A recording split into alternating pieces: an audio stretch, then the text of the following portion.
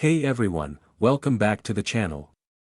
In today's video, I'm going to show you how to enable and customize the high contrast settings on your Windows desktop. This feature is particularly useful if you have visual impairments or just prefer a different look for your screen. Let's dive right in. First things first, you need to access the personalization settings. Start by right-clicking on your desktop. You should see a context menu pop up.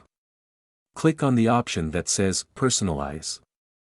This will open the personalization window where you can adjust various display settings. Once you're in the personalization window, look to the right side of the screen. You'll see a section labeled High Contrast Settings. Click on that link to proceed. In the High Contrast Settings section, you'll see a toggle switch. Click the switch to turn on high contrast. This will immediately change the look of your display, making text and elements stand out more clearly against the background. Now that high contrast is enabled, you'll notice that there are 4 different themes available.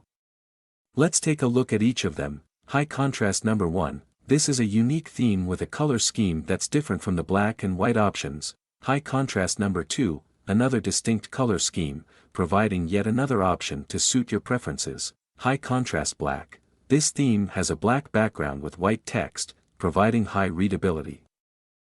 High Contrast White, this theme features a white background with black text, great for a cleaner look, and that's it. You now know how to enable and customize high contrast settings on Windows.